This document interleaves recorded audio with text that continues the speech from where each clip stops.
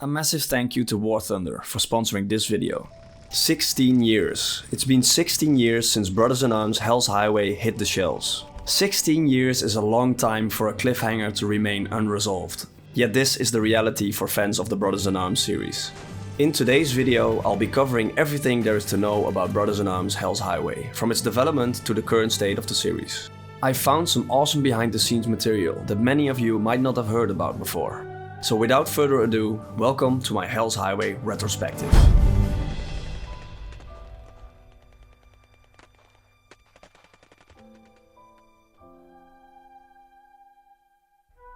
For the uninitiated, the Brothers in Arms games are tactical first-person shooters set during World War II.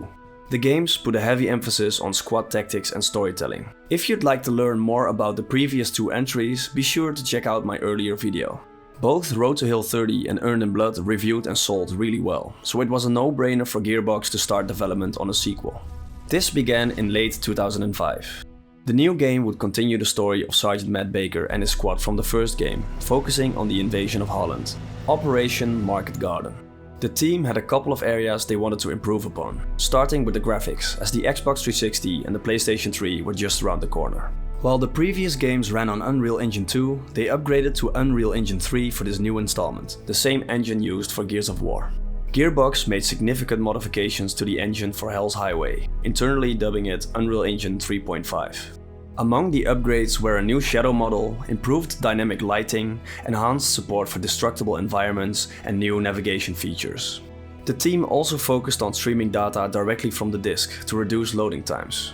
While these additions were impressive, they came at a significant cost, which I'll cover when discussing the build-up to release. As with the first two games, Gearbox brought back Colonel John Antal as a history and military advisor on the team. He helped with contacting veterans, obtaining documents and aerial reconnaissance photos, as well as making sure the tactics used in-game were sound. Tactics is about using your squad. 4 simple principles. I call them the 4 F's. Find the enemy. Let's get that MG set up. Fix him. Don't stop firing! Flank him. And finish him. And just like last time, Antal took the developers on a field training exercise. Authenticity was still a core pillar of the series. Like we went out and did a tank shoot, we went out and recorded jeeps, we went out and did a gun shoot. We did things like that to make sure that it was as close to being what, it should be. They even got George Koskomecki, author of the book Hell's Highway, to be a consultant, which is amazing since he was already in his 80s by then. Gameplay-wise, they built on the foundation of the original games and expanded its features. They introduced destructible cover and gave players access to a machine gun and bazooka team capable of destroying said cover, adding new layers of tactical decision-making on the battlefield. To enhance immersion and realism, the team also greatly improved their ragdoll and gore system, with gruesome results. Additionally, Gearbox added various stances for you and your squad mates, such as stealth, relaxed, and in combat. I'll discuss these features in more detail in the gameplay section of this video. And for the story, the team decided to double down on what players loved about the first two games: the character-based drama and how the soldiers dealt with the situation and each other. A detail I love about the characters is that every character ranked lieutenant and up is a real historical figure, while those ranked sergeant and below are fictional for storytelling purposes. Another cool fact is that Colonel Sink is voiced by and modeled after Dale Dye, who also played him in the HBO series Band of Brothers. A nice detail for fans of that series. Son of a bitch! Get across that river and take that 88 and secure the goddamn area! On the 17th of September 1944, it was a quiet day in Eindhoven, in Zaan, and on the Belgian border. The sky filled with airplanes. 35,000 paratroopers were being flown in countless flights of C-47s. The German soldiers looked up into the sky and their jaws dropped. We're heading into Holland and opening up a goddamn highway. Before we do that, let's talk about the lead up to the game's release, as it was far from smooth sailing. The game initially had a projected release date of the third quarter of 2006. But it was pushed back several times because the team allegedly had trouble getting it to run smoothly on the PlayStation 3. Eventually, the game was released in 2008, 2 years after the original release date. While many people happily bought and enjoyed it, others felt betrayed because the game looked very different from what was shown in the early promotional material. You see, Gearbox engaged in some questionable marketing practices. The very first E3 trailer from 2006 was a fully CGI presentation portrayed as gameplay, featuring highly realistic character models, lots of particle effects and very fluid movement. The retail game looked significantly different. As if that wasn't enough, their vertical slice demo from the same year was heavily curated, giving the impression that the game was far more advanced both graphically and gameplay-wise than it actually was. While it's normal for a game to change during development, this felt more like an unachievable prototype than a realistic vertical slice. And the thing is, I still think the final product we got in the end looked awesome. I just think the way Gearbox handled its marketing was not the right approach. In the end though, this controversy became just a footnote in the game's legacy. I wanted to mention it here because I vividly remember that 2006 E3 trailer and thinking, this looks completely different. I still picked up the game and enjoyed it a lot, so let's talk about it. But first I want to tell you about War Thunder. War Thunder is the ultimate vehicle combat game, available for free on PC and consoles. Take control of over 2,500 tanks, planes, helicopters and ships from 10 major nations, spanning from 1920s biplanes and armored cars to modern fighter jets and main battle tanks. Immerse yourself in the intense combat of War Thunder, where incredibly detailed vehicles, realistic graphics and authentic sound effects put you right at the helm of the most powerful war machines of our time. You don't need any extra hardware, drive any tank and fly any aircraft with nothing but your mouse and keyboard or controller, even in simulator mode. Join a global community of over 70 million players in epic PvP battles today and experience the breathtaking world of War Thunder. With an unmatched wealth of high quality content, it's the perfect game for military history enthusiasts. Play War Thunder for free on PC, PlayStation or Xbox now by using my link in the pinned comment or video description. New and returning players that haven't played in 6 months will also receive a massive bonus pack across all platforms. That includes multiple premium vehicles, the exclusive vehicle decorator Eagle of Valor, 100,000 Silver Lions and 7 days of premium account. It's available for a limited time only, so be quick. Brothers in Arms Hell's Highway is an interesting title. Although it made significant advancements over its predecessors, it also regressed in certain areas. The first thing you'll probably notice is that the game is a whole lot prettier than the ones that came before it. Unreal Engine 3 clearly delivered, with major improvements in lighting, character models, animation, dynamic destruction and weather effects. Some scenes, especially those set at night, look particularly impressive. Get everybody out! Still, the game can be visually inconsistent at times, with some scenes appearing quite flat and occasionally further diminished by stiff animations. The cutscenes, of which there are many this time around, are well directed and have a very cinematic feel, featuring handheld camera movements, water and dirt on the lens and cinematic angles. Overall, I think this game holds up pretty damn well visually. The Brothers in Arms games have always been some of my favorites in terms of audio. Hell's Highway even surpasses the other two games in this regard. However, it's not without its flaws. For example, there's one scene where Baker's inner monologue is completely drowned out by rain and artillery, making it very difficult to understand him. Enough. I've demanded over and over. Take me, not them. No one is listening. Yeah, I had to rewatch that scene with subtitles later on. But that's my only gripe really, the rest is just outstanding. One of the things I mentioned in my review of the original games was that I'd like to hear more of the soundtrack, as we only heard snippets here and there, along with the main theme in the menus. In Hell's Highway we get proper scoring for most of the major cutscenes, featuring excellent music by Ed Lima and Duncan Watt. They honor the original score while adding to it. Great work. The sound effects work is excellent as well. The sound of the bombs dropping on Eindhoven is something I've always remembered about this game since I first played it. It's an incredibly frightening sound that has stuck with me all these years.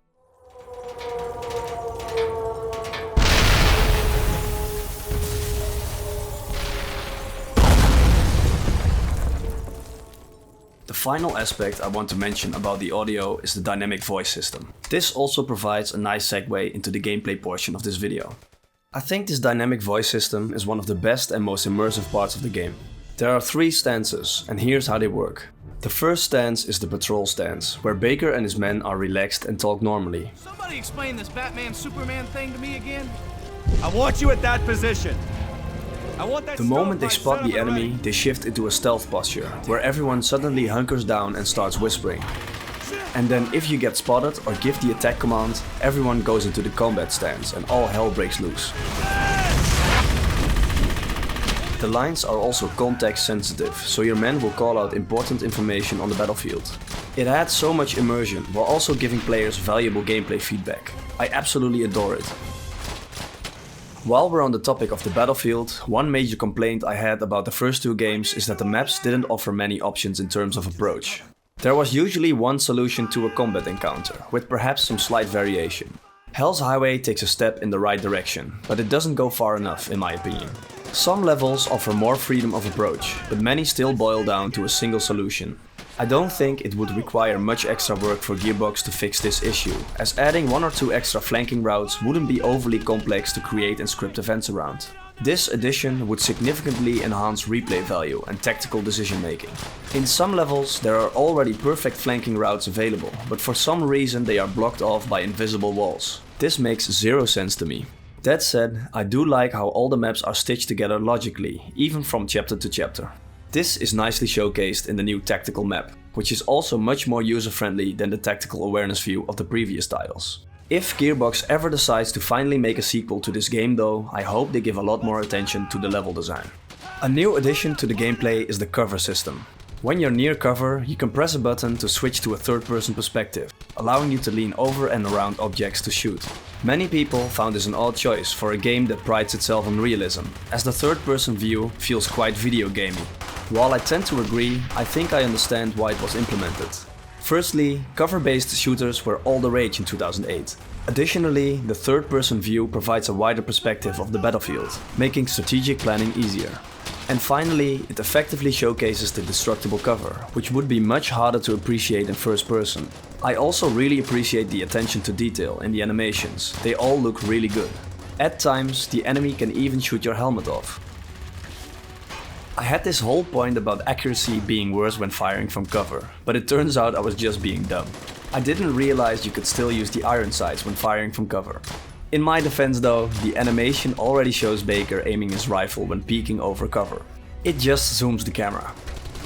The game replaces the finite health system of the previous titles with a danger indicator. When you're in danger of getting hit, the screen turns red, signaling you to find cover quickly, otherwise you'll instantly die. It's a cool idea in theory, as one bullet can mean the end in real life. In practice though, it plays much more like a shooter with regenerating health. The core gameplay loop of suppressing the enemy and flanking them, either yourself or with one of your squads, remains a ton of fun. The addition of the MG and Bazooka teams introduces just enough variety to keep the formula fresh. That said, Gearbox seemingly felt that the core gameplay loop wasn't enough, so they included a few sections where Baker operates solo. These missions are fine, but feel out of place in a game focused on squad tactics. The same goes for the missions where you switch characters to command a tank. While these sections are serviceable, they don't add anything particularly worthwhile to the game. In my opinion, Brothers in Arms games should focus on what they do best and not chase trends from other games. Overall though, the gameplay is great, despite a few missteps here and there. Besides the tactical gameplay and realism, the series' main appeal lies in its storytelling and characters. Let's see how Hell's Highway holds up in these areas, shall we? In my review of the previous two games, my main issue was the limited time to get to know each of the characters. Road to Hill 30 only featured brief scripted moments at the start and end of each mission, and while Earned in Blood improved its storytelling, it still pales in comparison to Hell's Highway. Some might even say they went overboard, as the game includes almost an hour and a half of cutscenes in a 7 to 9 hour campaign. I personally don't mind this, but your mileage may vary. The game begins with an expertly crafted cutscene that recaps the events of the previous games. While most games use text and images for this purpose, Gearbox lovingly recreated all the main events in the new engine. This makes Hell's Highway even work as a standalone title, though I still recommend playing the first two games for the full experience. The plot revolves around Baker and his squad during Operation Market Garden, where they are tasked with taking the bridge in Somme, liberating Eindhoven and opening up Hell's Highway. Throughout all of this, we see that Baker is still haunted by what happened in Normandy. His struggles deepen as he witnesses the loss of even more lives. The main story is solid, putting the great characters at the forefront. However, a couple of the subplots don't hold up as well. One involves the youngest member of Baker's team, Frankie, and his romance with a Dutch girl. The other centers around Baker's supposedly cursed pistol. Both of these subplots fall flat in my opinion and feel very Hollywood, contrasting with the grounded nature of the earlier entries in the series. During certain gameplay segments, we see and hear hallucinations of Leggett, one of the men who died under Baker's command. I think these are really well executed, and I keep noticing more every time I replay the game.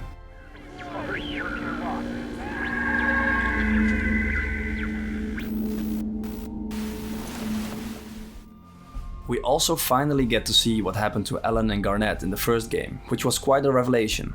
Again, it's the character work that really shines here. And in the end, that's what Hell's Highway is all about. At the heart of it all lies the brotherhood between each and every soldier. And I think this particular scene perfectly encapsulates that feeling. No need to be so polite.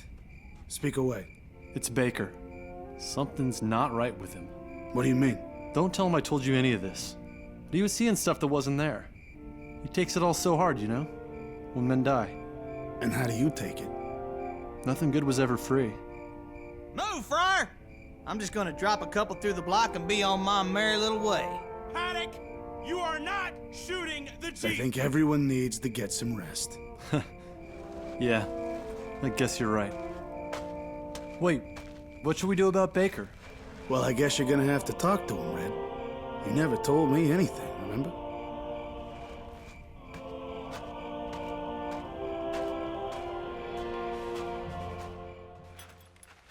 And that finally brings me to the cliffhanger I mentioned at the very beginning of the video. The game ends with this final shot. What is it that makes a great soldier? Is it his brain? Or his heart?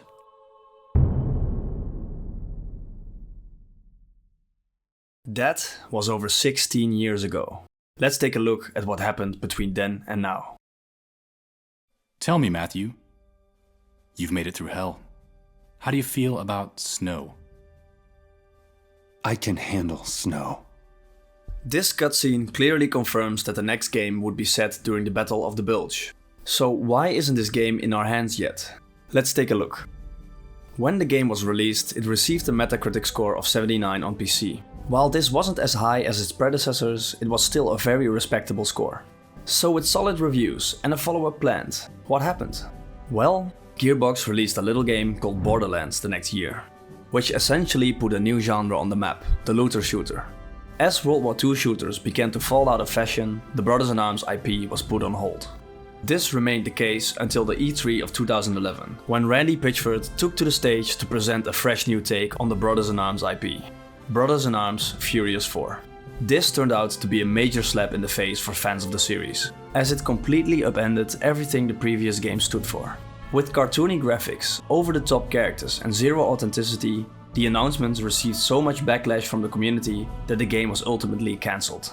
A couple of years passed, and during PAX East 2015, Troy Baker, who played Matt in the games, spoke with the lead writer about returning to the series. Real pathos, there was some real drama that was happening, and you get this great teaser at the end for a game that never happened. It was the first, it was the first lead character that I had in a game, and it's something that I've always wanted to, as a gamer and as an actor, I've always wanted to, go back to it. Man, did you bring a lot to that character, and obviously we never really got to finish that story, and we've always said, like, man, we want to go back to this, and we have nothing to announce. I certainly can't announce anything for fear of Randy actually being here, and this was all a trick. Poof. What did you say? But we should talk. That'd be a cool conversation to have. Okay. Yeah. So. Sadly, nothing came out of it. In the years that followed, we frequently heard either that they were working on it, or that they could only announce something when they were certain it would be released. The last time we heard this was in 2021, when Pitchford was on the Game Maker's Notebook podcast. Many people have given up hope for a sequel, but I still believe for these two reasons. Last year, Gearbox collaborated with Pinball FX, a pinball simulator game, to add a Brothers-in-Arms machine. While I appreciate the nod to the franchise, seeing this instead of a sequel hurt my soul a little. Medic! I need a medic here now! There have also been talks about a TV show in recent years. It seems like they are trying to gradually reintroduce Brothers-in-Arms to a new generation. The other reason I still have hope is because we've seen a slow resurgence of tactical shooters, with games like Escape from Tarkov, Insurgency and Ready or Not. But more importantly, the popularity of World War II tactical shooters like Hell Let Loose and Squad 44. And at the end of the day, Brothers in Arms Hell's Highway demands a sequel, because their story was not over. Once again, thank you to War Thunder for sponsoring this video. Be sure to play it for free on PC, PlayStation or Xbox now by using my link in the pinned comment or description down below. New and returning players who haven't played in the last 6 months will also receive a massive bonus pack across all platforms, including multiple premium vehicles and other goodies. Available for a limited time only, so don't miss out. Hey, thanks for watching my video all the way till the end. Do you think the series will ever return, or will it stay buried forever? I'd love to chat with you all in the comments down below. If you want to see more content like this, consider subscribing to the channel and liking the video. I really appreciate it. Alright, that's it for now. I'll catch you in the next one. Peace!